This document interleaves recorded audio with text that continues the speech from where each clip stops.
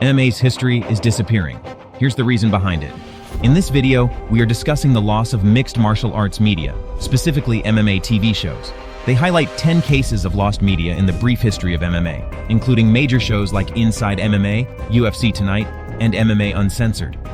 Some of these shows have survived online, but not all are available for consumption. The single season of MMA Uncensored, hosted by Luke Thomas, has been preserved in its entirety on Apple TV. However, UFC Tonight, a show that was partially preserved on YouTube, has had all its content wiped since Invicta took over the channel. The Microsoft Store only offers season episodes which consist of only 4 seasons available for purchase, at $40 cost per season. MMA Live, where John Anik first appeared, UFC Ultimate Insider, and other shows with compelling interviews and analysis are missing.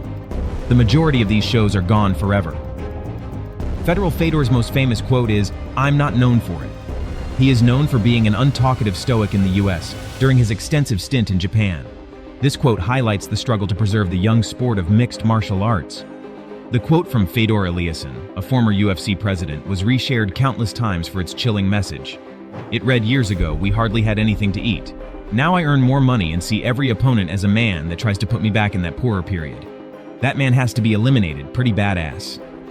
After some forum sleuthing, an underground forum thread linked to a Sure Dog forum post that had the original link to the interview on.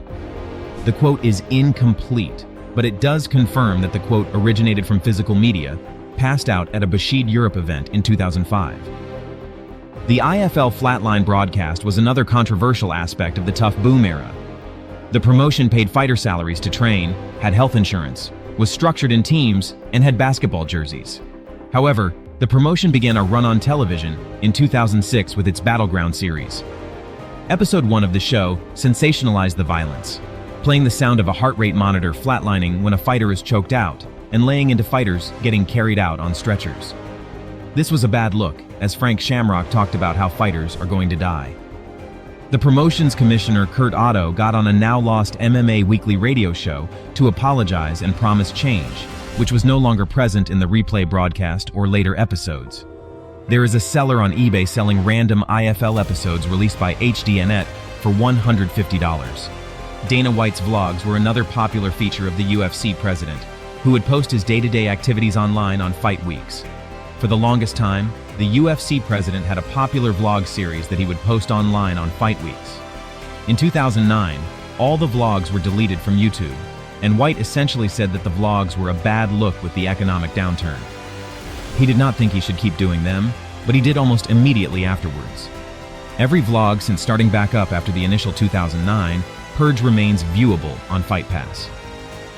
We are exploring various aspects of UFC history, including the events that were broadcasted on television and the legacy of the Gracie family. It highlights the importance of preserving these broadcasts, as they are considered lost media and have not been preserved by TV Continental.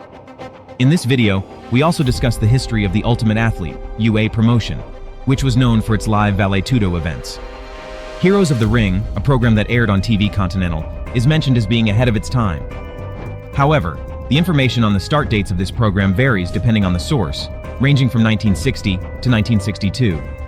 In this video, we also discuss the Ultimate Athlete Biker Riot, a controversial event where a fell fighter named Rick Slayton was beaten by Russian Leo Pavlushkin in a California regional.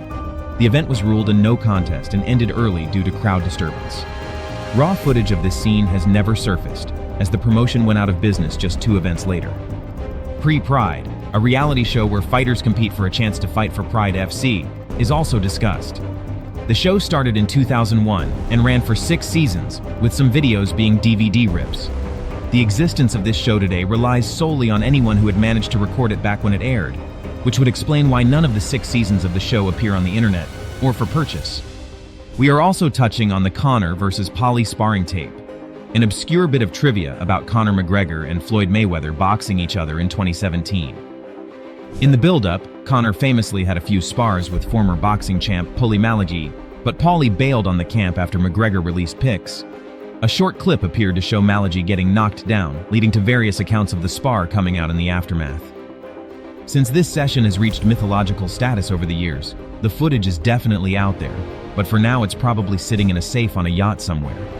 The UFC London Brawl is another legendary tale in UFC history. This is a big wild brawl outside a London nightclub that featured huge stars like Chuck Liddell and Tito Ortiz. Ortiz, the face of the promotion and light heavyweight champion at the time, was allegedly knocked out by a small-time local fighter named Lee Murray in the middle of the skirmish.